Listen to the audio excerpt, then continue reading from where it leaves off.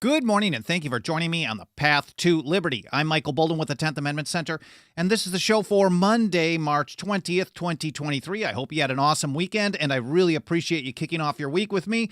But let's get right to it. If you're like me, you've probably heard plenty about how federal law is always supreme in all situations, all the time, without any caveat. End of story. That's kind of the thing that we're told. Federal law always trumps state law. But oddly enough, this was basically the same argument that the British made over the colonies and the colonists. And it was a huge part of what became the American Revolution and eventually the War for Independence. Now, even though the government-run schools want us to believe that the revolution was just the war, it wasn't a change in the thoughts and the views of the people. And on top of it, the war for them, what the propaganda centers want us to believe, is just that it was about getting people, representatives in there so they could tax us, rather than being taxed by someone who didn't supposedly represent us. But the revolution, as I've covered in many other episodes, was about much more, about including delegated and reserved powers and what eventually, under the Constitution, became the 10th Amendment and even the Supremacy Clause. So hopefully I can tie that all together here today. But I want to start out with something that those of you who watch or listen to the show regularly have heard me mention many, many times, what we can call the beginning of the American Revolution, a change in the viewpoints of the people. That's James Otis and his great speech against the writs of assistance in 1761. And he told us that an act against the Constitution is void. An act against the Constitution is void. And if you think about this, this is really about sovereignty. It's about who is the top of the food chain. If government's the top of the food chain, then government can determine if government has violated the rules that government gave to itself, in essence. And of course, Otis was talking about the unwritten British Constitution, but the same applies. If the people are in charge and the people create a constitution, then the people get to determine whether or not the Constitution has been violated. Now, I've covered this in much more detail in a number of episodes. One that I wanted to point you to, and again, I think about an act against the Constitution is void. It's a line in the sand. It's very similar to the foundation of what became the 10th Amendment, even the Articles of Confederation before that, and as we'll see here, the Supremacy Clause as well, if you look at it properly. Government is not supposed to be supreme. The supreme law of the land is the Constitution, the rules for the government, and the Constitution comes from the power of the people. So I covered that in some detail in an episode, The Real Revolution, James Otis Jr. versus the writs of assistance. Moving forward, I want to point you to George Mason in April of 1775 talking about this flow of power. He said, all power was originally lodged in and is consequently derived from the people. Now, if the people are supreme, then the government does not have final say over itself. So if the power flows from the people, then the people are in charge, and the people create a constitution to tell government what it can and cannot do. Now, Patrick Henry put these types of foundational principles into practice in his 1765 resolutions or Virginia resolves against the Stamp Act. He was a very young man at the time. I believe he had just turned 29. And here's how he put it. The inhabitants of this colony are not bound to yield obedience to any law or ordinance whatever designed to impose any taxation whatsoever upon them other than the laws or ordinances of the General Assembly aforesaid. So even under the supposedly unlimited power of the king and Parliament, Patrick Henry and many of the revolutionaries were starting to take the position that no, they don't have unlimited power. They're still agents of the people. Even if it's a king ordained, a hereditary monarch, it's still there to do the right thing for the people. And it can't just have unlimited power in that government. Otherwise, it's not doing the right thing. And Patrick Henry is pointing out, look, there's a line in the sand. They can only do the certain stuff. All the more local issues are reserved to the people here in Virginia under their own legislature. And he said if they go beyond that limit, then you're not bound to obey them. The act is void. So he's saying the same thing that James Otis Jr. Now, there was some debate, and I covered this in another episode, the beginning of this revolution in thought. Some people pointed to James Otis Jr. in 1761. Less people pointed to Patrick Henry at this point, but it's the same message a few years later. And just a small handful of people pointed to John Hancock's physical resistance to the British as well. So we know that in response to this, the people did a lot of stuff. There was protests, declarations, disobedience, resolutions on a local, even on a colonial level. There was non-importation. There were bans. There were trade bans. Even sheriffs got into the game with non-enforcement of the Stamp Act. As John Dickinson told us, refused to comply with it because as soon as you comply by using the stamp papers, you establish what he called the detestable precedent. I covered this in an episode, we're closing in on 4 years. It's wild that I've been doing this long. The People's Nullification of the Stamp Act. It said Parliament ended up repealing it because of this resistance.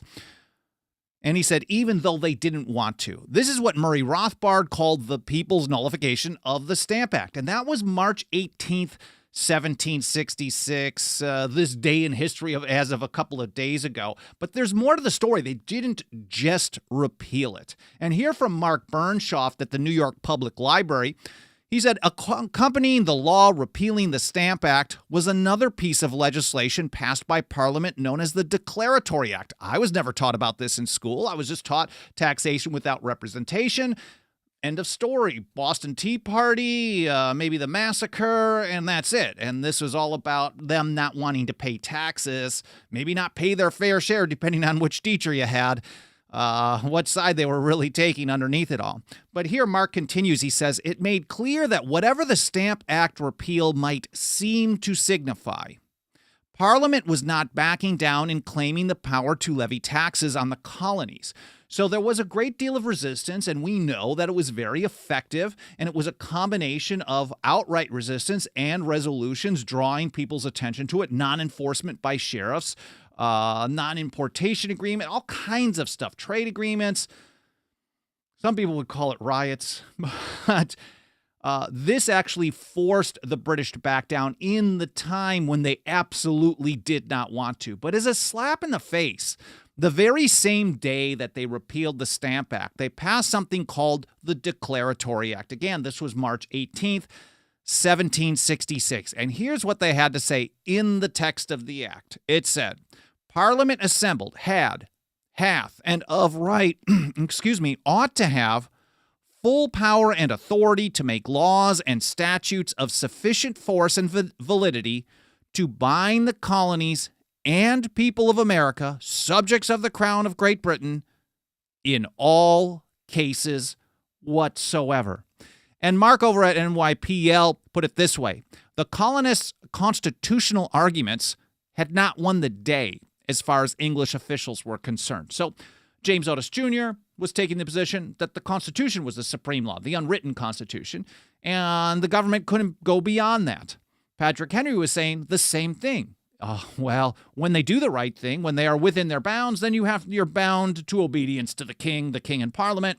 But as soon as they go beyond that, you are not. You don't even have to obey them. Treat it as if it's void. Just like, well, he didn't use the word void, but that's the legal position that Patrick Henry was taking as well. So on the one hand, if you think about this, to me, it's just very similar to what we face today. On the one hand, you have the colonists taking the position that all power flows from the people and a constitution, an act of the people. Thomas Payne, some years later, put it that way. A constitution is not an act of government. It's an act of the people creating a government.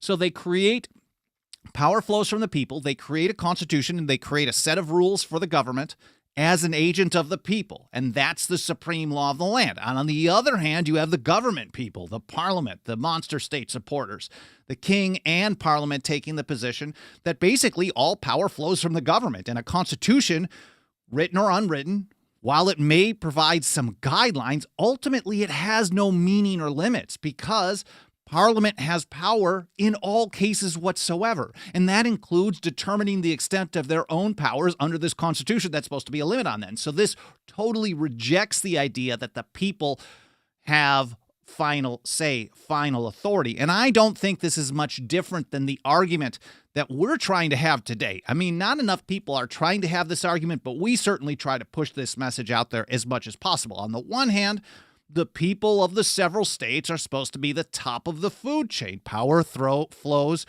from the people to the Constitution for the United States, to the Constitution for each state, to the various governments out there. And the Constitution is the supreme law of the land. Anything outside of that is also void and deserves to be treated as such, which I'll get to in just a moment. On the other hand, it doesn't take too much searching. You can do a web search and you'll find, all kinds of stuff about federal laws, always supreme. Sometimes you'll find us rejecting that in your web searches, depending what platform you do it on. But basically, there are legal experts out there, politicians and their supporters, people who just make comments all over the place. Yeah, but federal law is always supreme. No caveats, no nothing. No matter what they pass, federal law is supreme unless the federal government determines that the federal government made a mistake. And that is absolutely absurd. And I should mention that if you want to follow along with the stuff that I'm mentioning in this episode, I publish a blog post about 1 to 2 hours after the live stream is done over at 10thamendmentcenter.com/path-to-liberty. And on each individual blog post, there's a section called show links. So I will link to all these original source documents. I've got a couple other episodes and a bunch of other interesting stuff for you to read along, because I'm just scratching the surface. And if you really want to dig in more, you will find the references there so you can read in context on your own time. I should also mention a quick hello to everyone out in the live chat. I appreciate you guys being here. And again, thanks for joining me to kick off your week, or it's a few hours in, depending where you are. There's Dixie Strong in Bama, Alt Reality, Tyler B., Larry Clark in Clearwater, Kansas, GTA 2, SW City in Oregon, Sharon Patriot, NLAG Official.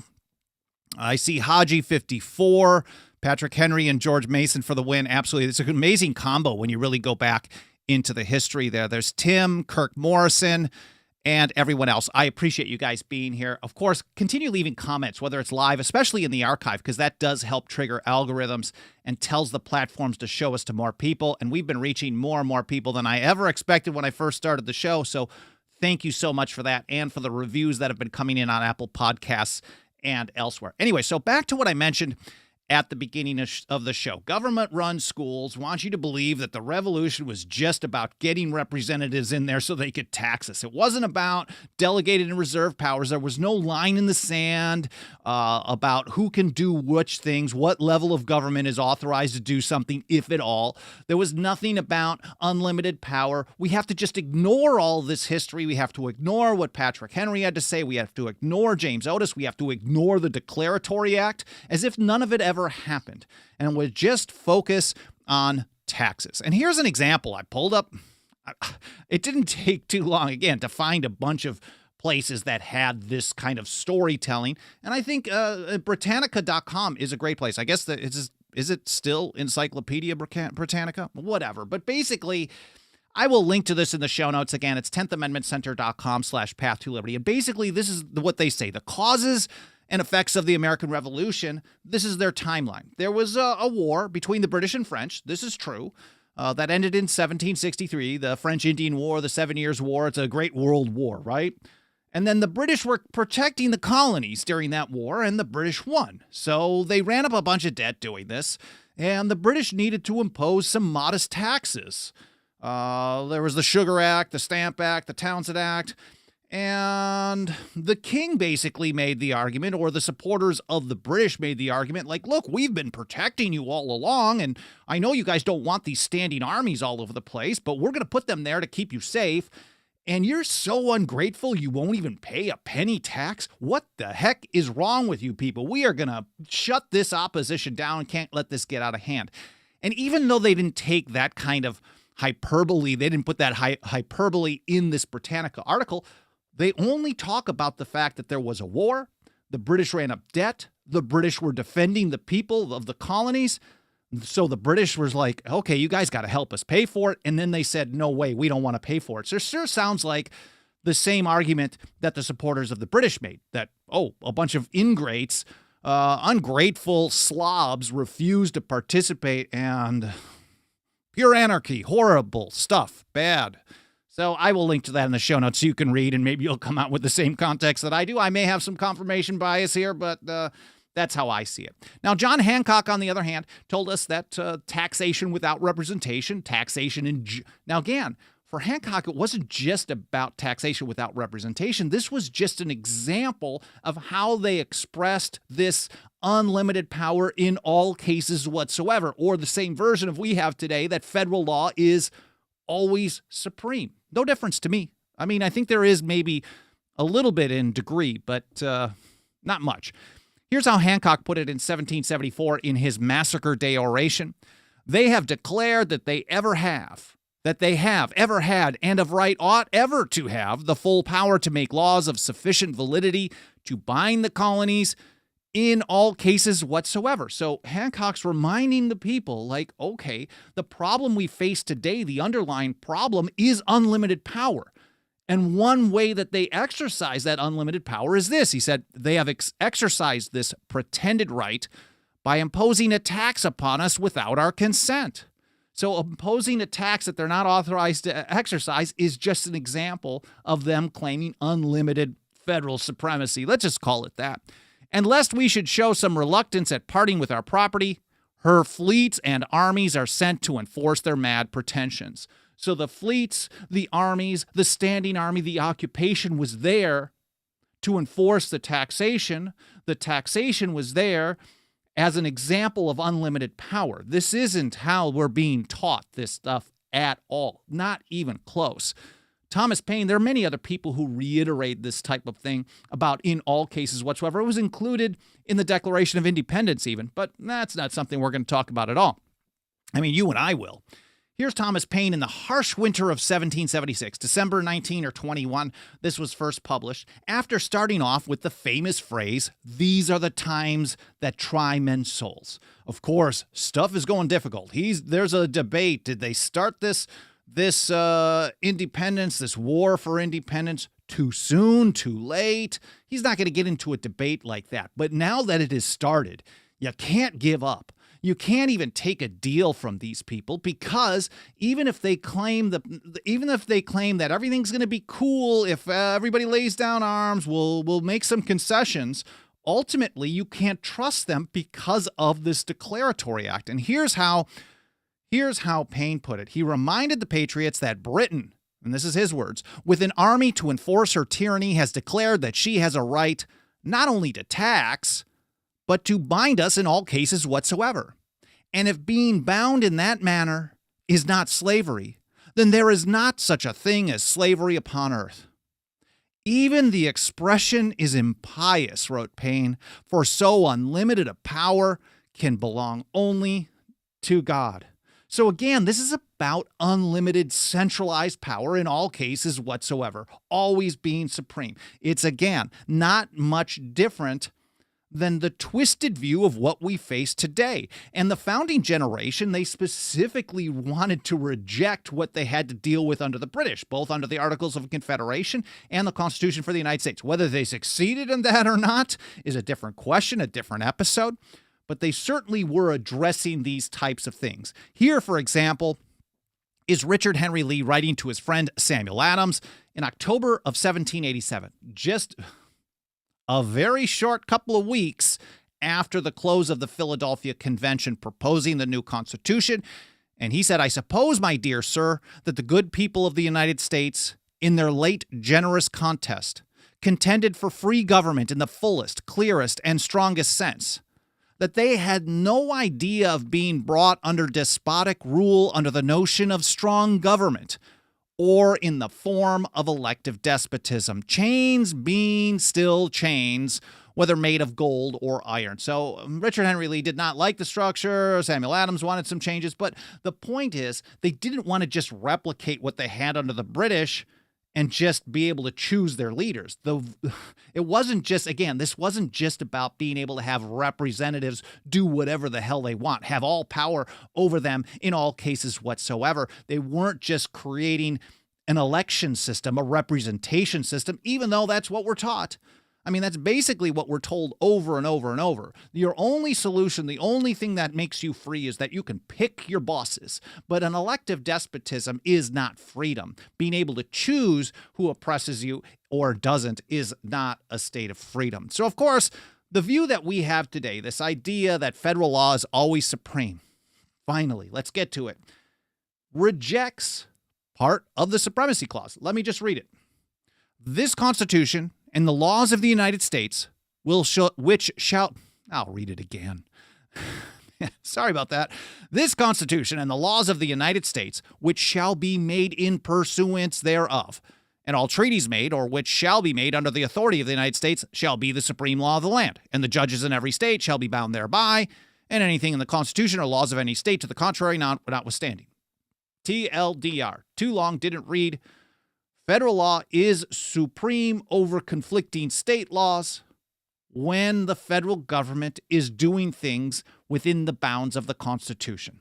Nothing else, nothing more. It's not always supreme. In fact, it's almost never supreme if you follow the Constitution. It's actually the opposite of what we're told.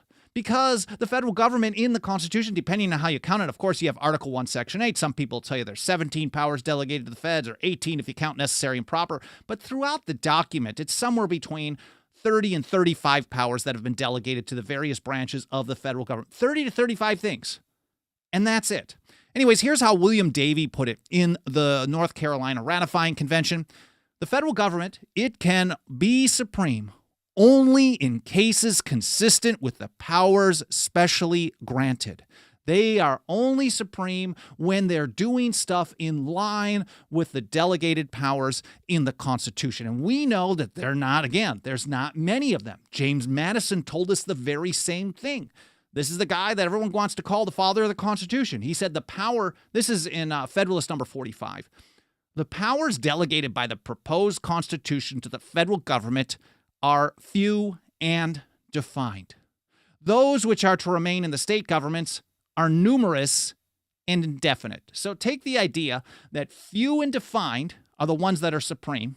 Few and defined. Numerous and indefinite is the stuff that's not supreme. And again, just because something's reserved to the state governments doesn't mean that the people of each state want their governments to do stuff on that. So one state may want to regulate a plant, another one want to make it without regulation, for example. But that's basically how it goes.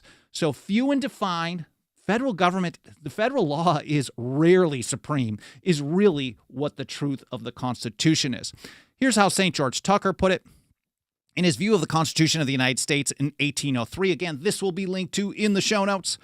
He said that a law limited to such objects as may be authorized by the Constitution would, under the true construction of this clause, the Supremacy Clause, be the supreme law of the land. So if it's authorized by the Constitution, then it's supreme law of the land. But a law not limited to those objects or not made pursuant to the Constitution would not be the supreme law of the land, but an act of usurpation and consequently void.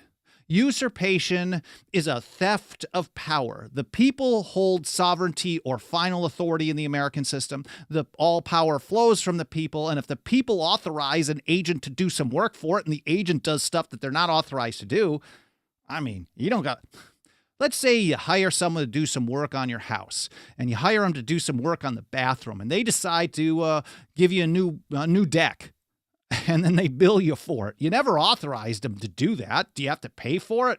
I mean, it's not even just about the payment of it, but this is a usurpation. This is doing stuff that they weren't authorized. They're stealing and using the people's property, their power, what they have delegated to their agent, and because of that, it's void. It's the exact same thing that James Otis Jr., this is 1803, St. George Tucker describing the structure of the Constitution for the United States, and it's the exact same message, not verbatim, but it's the same message that James Otis Jr. had about the unwritten British Constitution in 1761. So if the people are sovereign, the people create a constitution and say the government, you can do stuff, and that's it, and the government goes beyond it, it's stealing power and it's void. An act against the Constitution is void.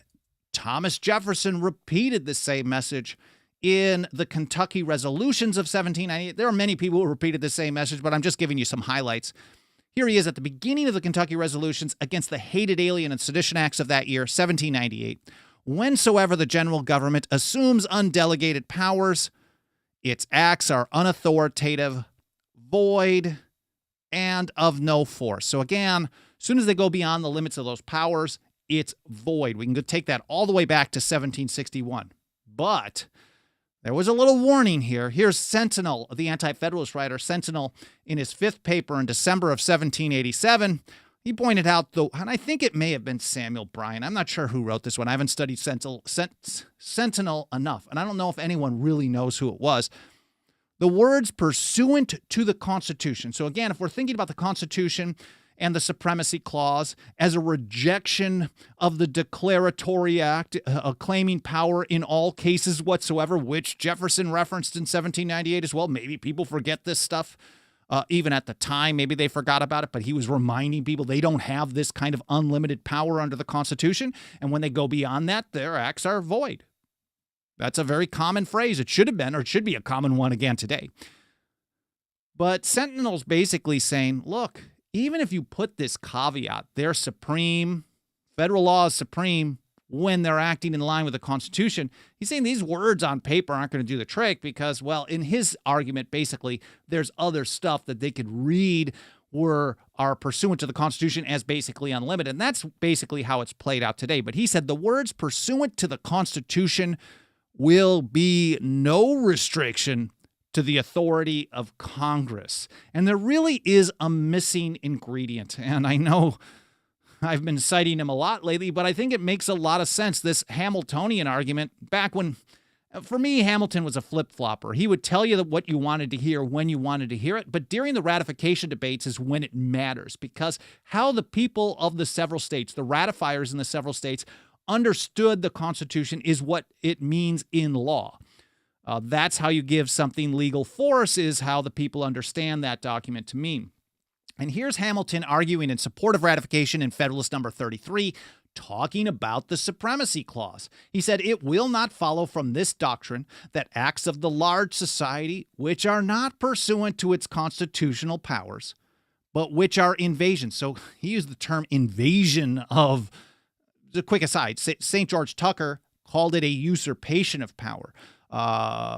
Thomas Jefferson called it unauthoritative, void, and no force. These are things that they're not supposed to do. And even Hamilton, and if Hamilton sounds good in comparison to almost everybody alive today, we know we're in a really, really bad place. So he said it will not follow that acts not pursuant to the constitutional powers, but which are invasions of the residuary authorities of the smaller societies, it will not follow that they will become the supreme law of the land.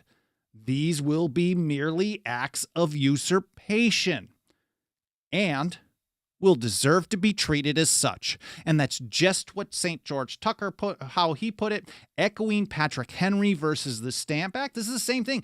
Hamilton is echoing Patrick Henry. He's echoing John Dickinson, who said, refuse to comply with the Stamp Act. You are not bound to yield obedience. And in fact, Hamilton's even taken a stronger position than Patrick Henry did. Patrick Henry said, you're not bound to yield obedience. Here, Hamilton is actually urging disobedience, and I think there's a difference there. It's a stronger message.